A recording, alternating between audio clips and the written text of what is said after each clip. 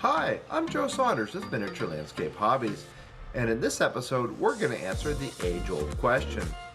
Can you use Zenithal paints like speed paints and contrast paints in combination with acrylics? Here's the spoiler alert. Not only can you, but I think you should, because the results are awesome. And I'm going to demonstrate on a really cool model by Skytrex, a model of Napoleon himself. Let's get to it.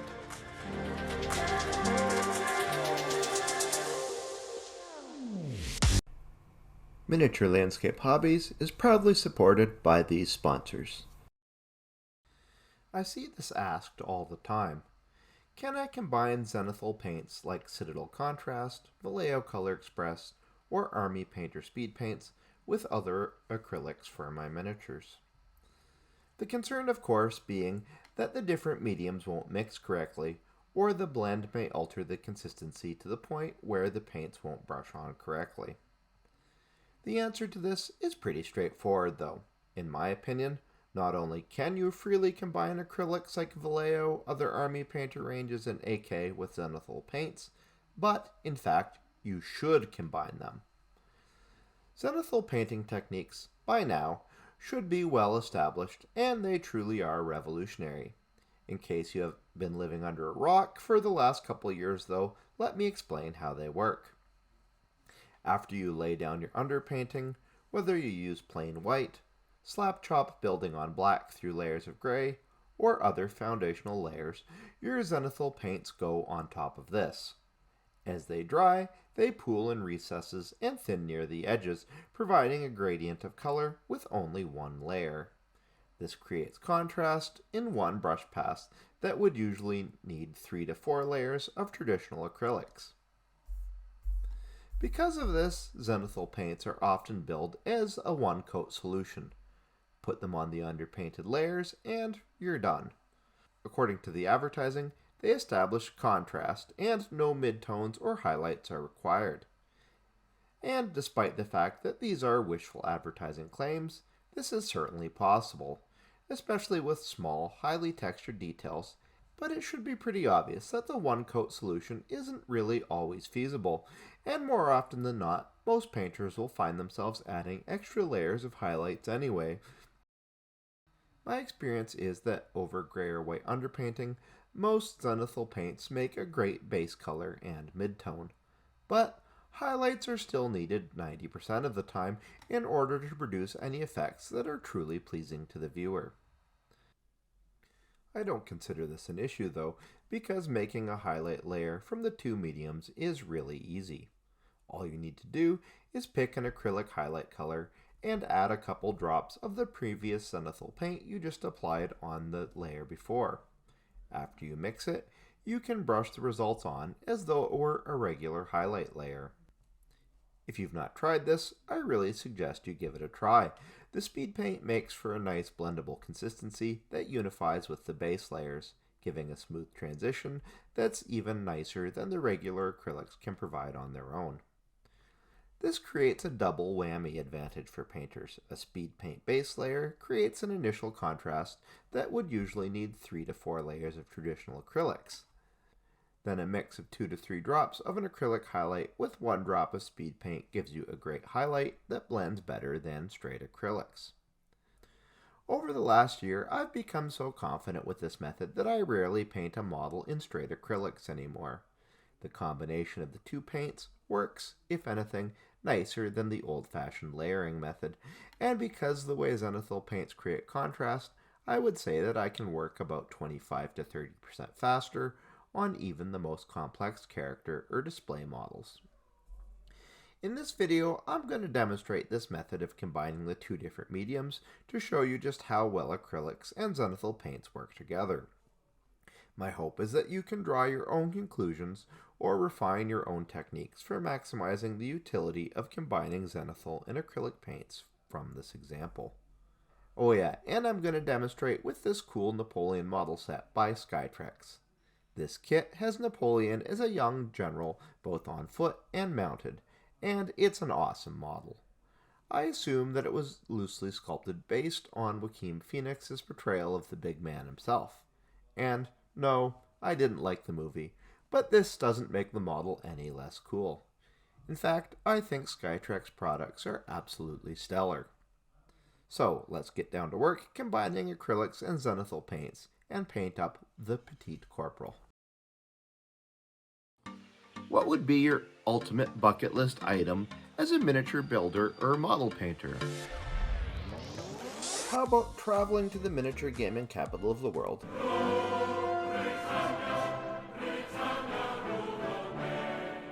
For exclusive tours, discussions, and events with some of the top miniature companies in the world, including tours of Warhammer World and the Warlord Games HQ.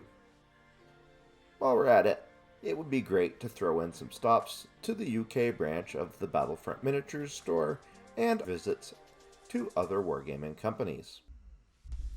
On top of this, we'll see all the major military and historical sites in the UK, including a visit to the incomparable Bovington Tank Museum. Such a once-in-a-lifetime travel event is no longer just a dream, because from March 7th to March 16th, 2025, I'm inviting you to accompany me on this incredible trip. This one-of-a-kind travel experience, designed for the dedicated miniature hobbyist and their spouses or guests, is now available for my viewers. Please check the link in the video description. I hope to see you on the trip. Zenithal painting needs underpainted layers, so this is where I start. I get out a dark gray primer and apply it over the models, including both versions of Napoleon himself and his mount. After this is good and dry, everything gets a dry brushed layer of first light gray, then straight white. I used MIG Dio dry brush here because it reduces chalkiness, but you could use any acrylics that you want. This completed the underpainting, so now it was time to get out the speed paints. These are my go-to Zenithal paints, but of course any brand would do. As usual with wargaming models, I work from inside out, focusing on the largest to smallest areas.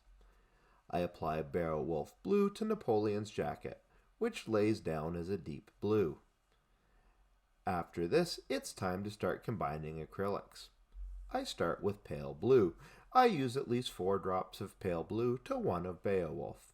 Speed paints are highly dense in pigments, so it's surprising how little you actually need. It also thins the acrylics well, so you might need to get used to the balance. This mix can then go on as a highlight with a fine brush going over the folds in the cloth and the edges of the jacket. Usually 1 coat of this looks just great, but this is old Boney, so naturally he needs more layers to look suitably important. Therefore, I added more pale blue to make increasingly lighter highlights until I switched to almost straight pale blue, and this went on the areas that were in the most direct sunlight. Moving on to the next largest portion of the model, I come to the pants. These are white, which is a color that is notoriously hard to paint. Fortunately, the combo of zenithal paints and acrylics mixed together usually works pretty well on this. I wanted a warm base color to counter the blues of the jacket, so I started with Howling Sand. Like always, this was good for a quick base layer, and as a 1-coat speed paint, it formed a decent mid-tone at the same time. But this would need more contrast to pull off the effect I wanted. So to this, I added ivory and painted this over the folds and prominent areas on the pants and the knees. In the end, this looked great, but I decided to push things just a bit more with a couple of pure ivory highlights on the prominent folds and creases.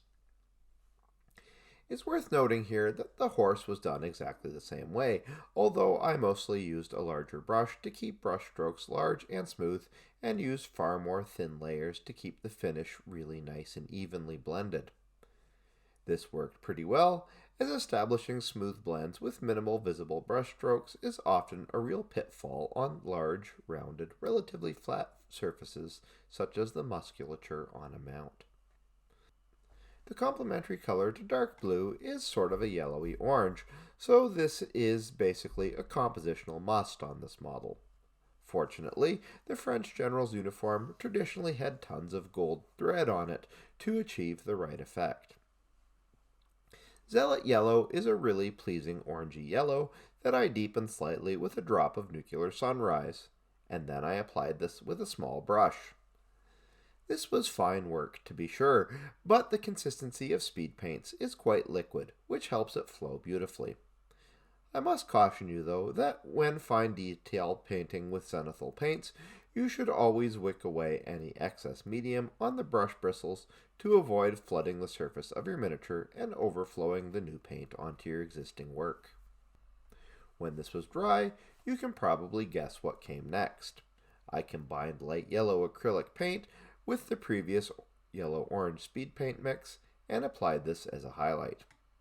Here and there, on the raised areas, I also put a very fine top highlight down of light yellow with just a drop of ivory added to build opacity. Opacity usually is a bit of an issue with yellow acrylic paints, as pigment density is often quite low in them. But a tiny amount of white, off-white, or even light gray will go a long way to fix this without sabotaging the hue of the color. Napoleon's hat, boots, and the mane and tail of the horse still needed attention, so I went with slightly thinned grim black here. The thinning took care of the overpowering nature of this really dark speed paint, and it settled so nicely that I only added one highlight of pure London grey to the edges. This was a nice surprise, as this coat of grim black was almost a one-coat solution as advertised. Almost.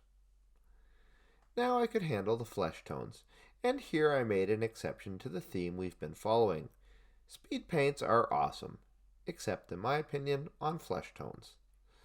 The flesh tone options that they do have are fine for rank and file use, but they're just a little underwhelming for character models. So I went ahead and used classic acrylic layering here. First I painted a base layer of hull red on the skin. I then painted flat flesh over this, leaving the hull red showing in the deepest recesses. From here, I started layering up slowly, adding light flesh to the mix until I got to the chin, cheeks, and nose, which I treated with straight light flesh. This came out kind of pale, so I washed the skin with Army Painter Flesh Wash and reapplied just the subtlest highlights with light flesh after it had dried. Most of the sash and horse blanket need to be red, so I applied Slaughter Red on them. To add an acrylic to this, I chose flat flesh. I have to say that you don't really want to use white when combining it with reds. If you do, you get a really pastel pink that looks just wrong, unless you want to maybe make your model look like it belongs in an old episode of Miami Vice. Instead, I suggest you use a flesh tone paint. It looks a lot more natural.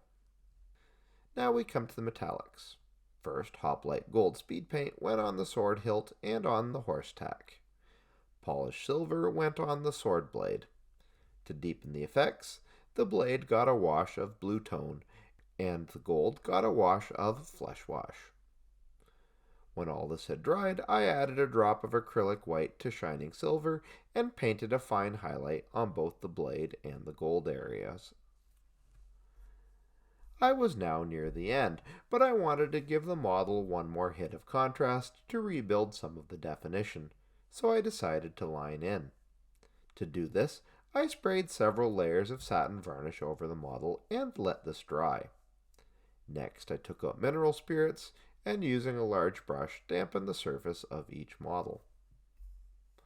While the thinner was still moist, I took out black enamel panel liner and dabbed it into the recesses and around the details on each figure.